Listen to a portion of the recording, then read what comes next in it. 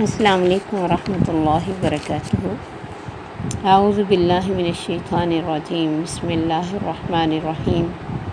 رب اشرح لی صدری ویسر لی امری واحلل عقدۃ من لسانی یفقہوا قولی رب زدنی علما اللہم فقہنا فی الدین۔ آج کا لیسن 275 سے 276 تک۔ الذین یأکلون الربا، وہ لوگ جو کھاتے ہیں سود، لا یقومون، نہیں کھڑے ہوں گے،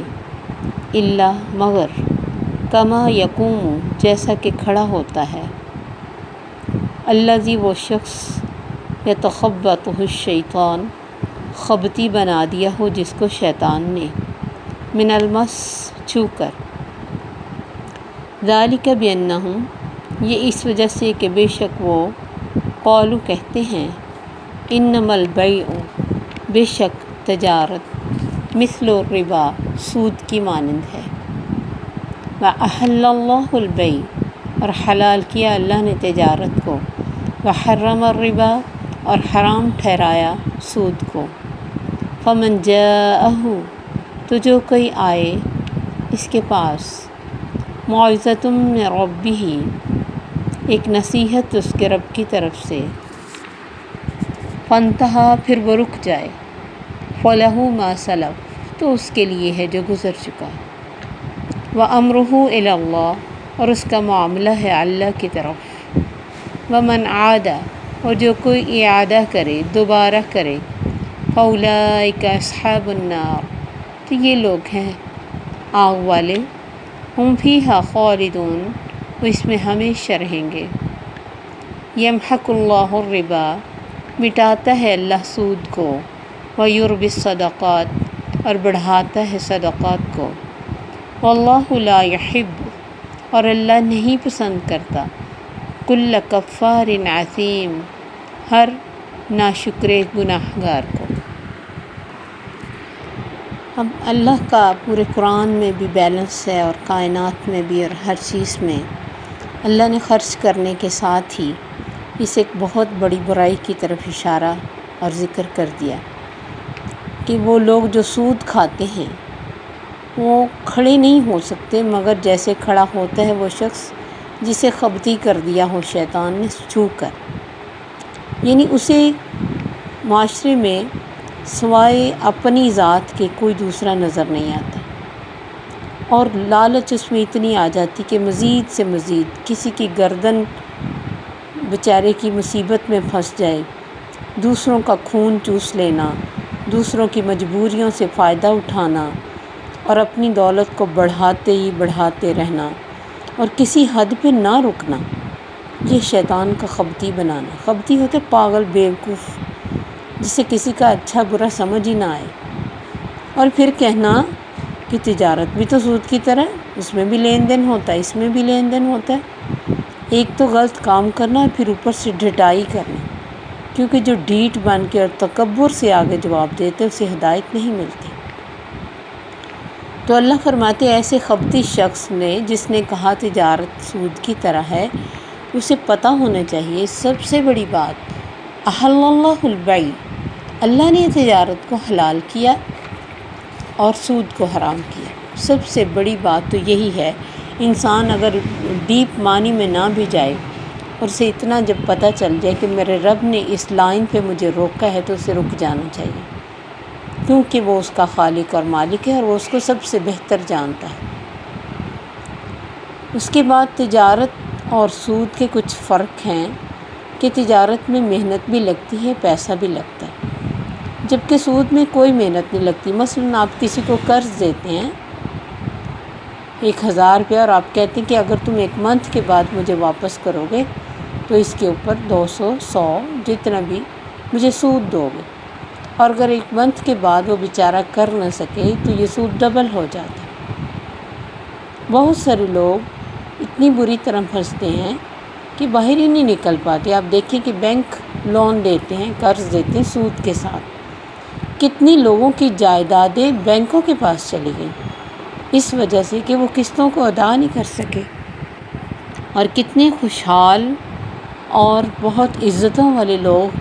ان کی خوشحالی اور عزت خواب میں مل گئی ہماری آنکھوں کے سامنے، اس وجہ سے کہ انہیں وقتی طور پر یہ بڑھتا ہوا نظر آیا اور ایزی لگا کہ کوئی بات نہیں، کوئی مسئلہ نہیں، بینک سے لیتے ہیں، بینک کو قسطوں میں دیں گے اور خود اپنا بڑا کوئی کام کرتے ہیں، کوئی کاروبار کرتے ہیں، کوئی گھر لیتے ہیں، کوئی سواری لیتے ہیں۔ لیکن بہت کم ہوتا ہے، یہ ایک جال ہے جو شیطان پھیلاتا ہے،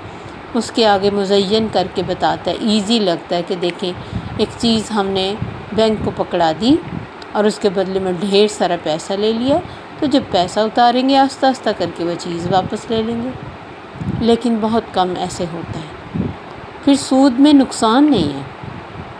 جبکہ تجارت میں نقصان اور فائدہ فکس نہیں ہوتا ہے، کبھی فائدہ زیادہ، کبھی نقصان۔ سود میں فکس ہوتا ہے، سود میں نہ ذہانت لگتی ہے نہ عقل، جبکہ تجارت میں آپ اپنے عقل کو بھی استعمال کرتے ہیں، دیکھتے ہیں کون سی چیز یا کون سا کاروبار میرے لیے بہتر ہے، اور سودی انسان بیٹھ کے بس لوگوں کی مجبوریوں سے فائدہ اٹھا کے انہیں ایکسپلائٹ کرتے ہیں۔ تجارت میں آپ دیکھیں لین دین ہو تو معاملہ ختم ہو جاتا ہے، جتنے چیز لینی تھی اتنے پیسے دیے، معاملہ ختم۔ سود میں یہ معاملہ چلتا رہتا ہے، کیونکہ جب تک وہ بیچارہ قرض لینے والا واپس نہیں کرتا ہے، اس کا منافع جو اس کو ساتھ سود دینا ہوتا ہے وہ بڑھتا رہتا ہے اور یہ بیٹھا بڑھاتا رہتا ہے۔ تجارت جو ہے تعمیری کام ہے، بیکاری نہیں ہے۔ اللہ نے بزنس میں برکت رکھی ہے، مرد گھر سے باہر جاتا ہے، گھر کی فضا اچھی ہوتی ہے، جبکہ سود خور بیکار ہو جاتا ہے بیٹھا۔ آپ نے دیکھا ہو کہ بہت سارے لوگ بینکوں میں اپنا پیسہ رکھ دیتے ہیں ریٹائرمنٹ کے بعد، یا کہیں سے زیادہ آ گیا، اور مزے سے بیٹھے سود کھاتے ہیں اور بڑے خوشی سے بتاتے ہیں کہ بھی ہمیں تو کوئی ٹینشن ہی نہیں۔ سود خوار کی جو گھریلو زندگی وہ متاثر ہوتی ہے۔ ظاہر ہے وہ جب ہر وقت گھر رہے گا، اور ہر وقت گھر رہنے والے مرد عجیب و غریب عادتوں کے مالک ہو جاتے ہیں، بہت ساری عورتوں جیسی عادتیں ان میں آ جاتی ہیں، ہر بات میں وہ انٹرفیئر کرتے ہیں۔ گھر اس طرح بندہ صاف نہیں کر سکتا، نوکروں سے کام نہیں اس طرح کروا سکتا جتنا وہ اکیلے سکون سے کروا لیتے ہیں۔ تو یہ چیز، بہت ساری اور بھی چیزیں ہیں، اور سب سے بڑی چیز جو میں نے کہا، جب ہمارے رب نے روکا،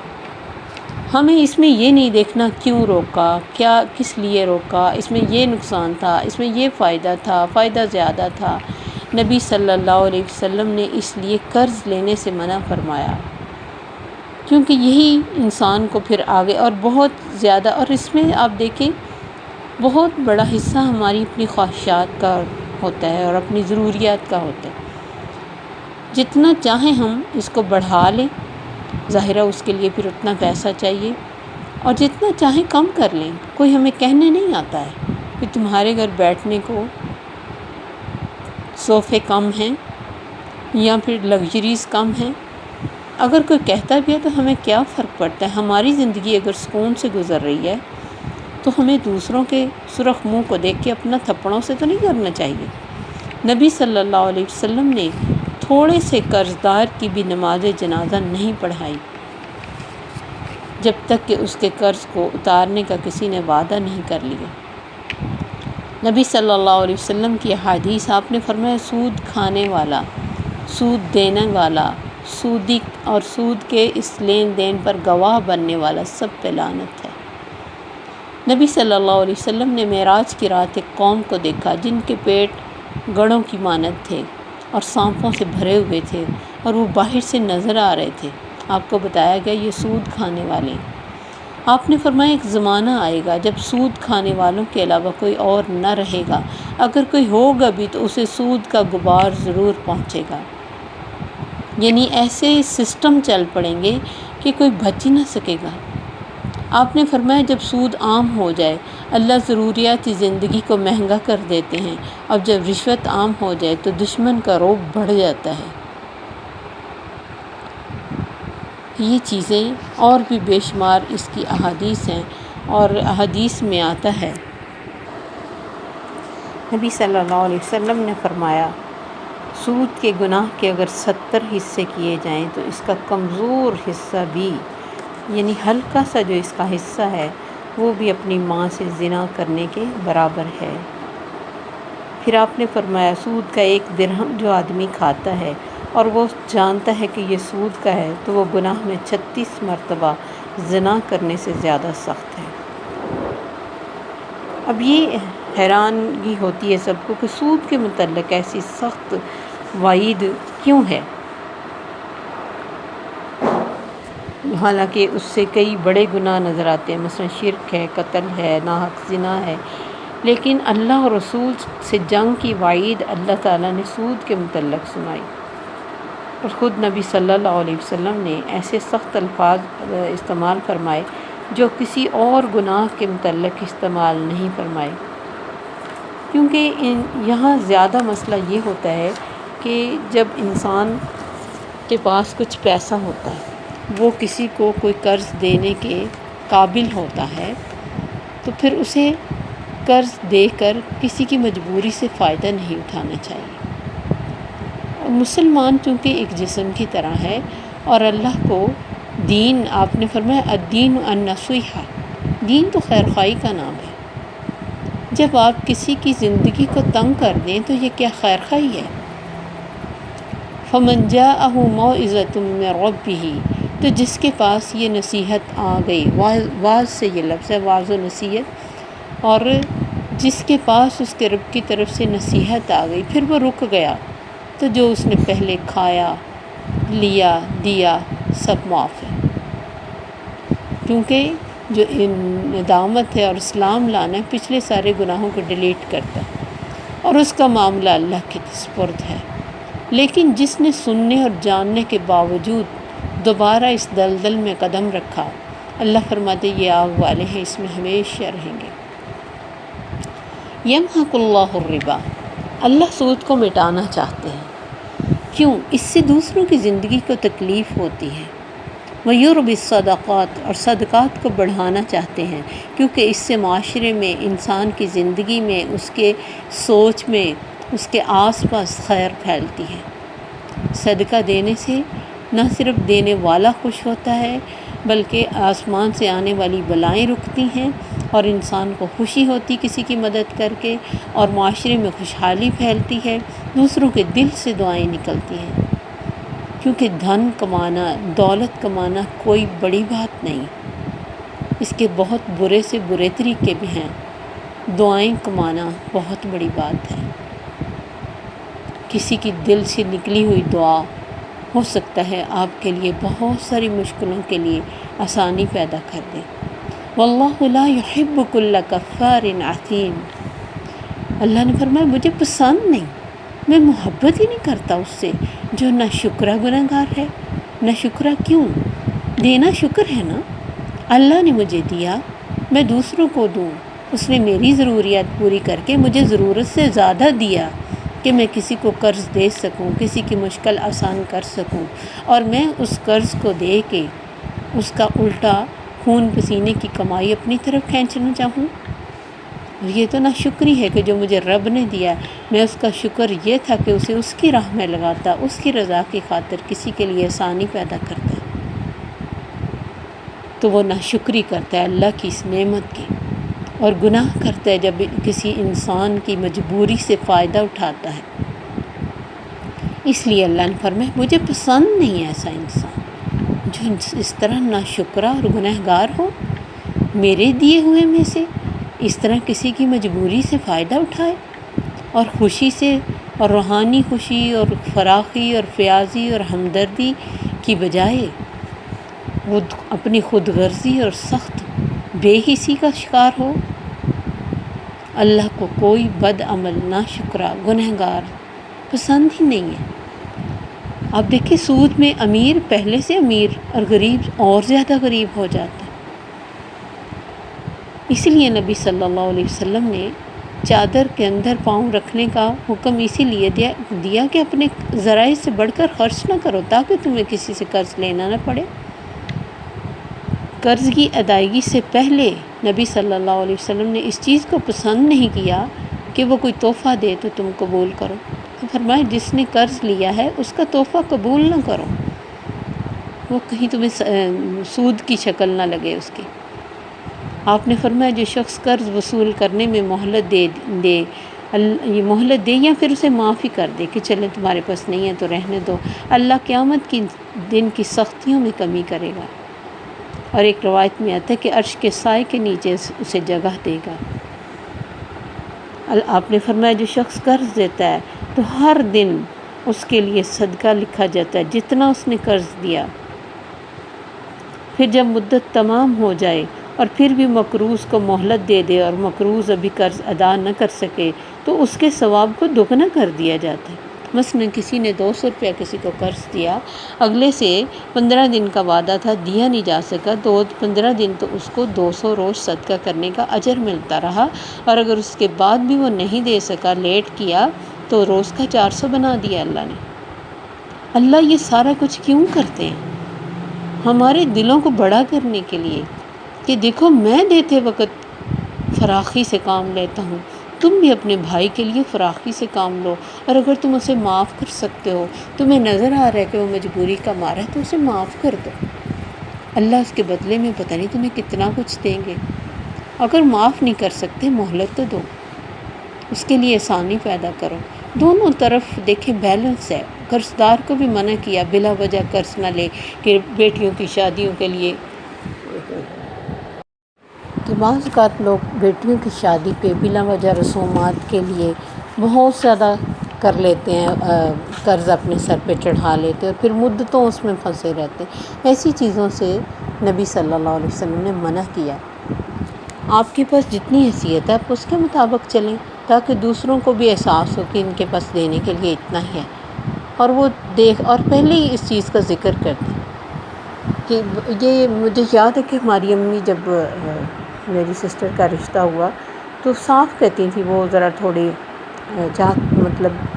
پیسے والے تھے یا پھر اس طرح کی باتیں کرتے تھے، تو ہماری امی صاف کہتی تھی کہ بھی ہمارے پاس دینے کے لیے کچھ نہیں ہے،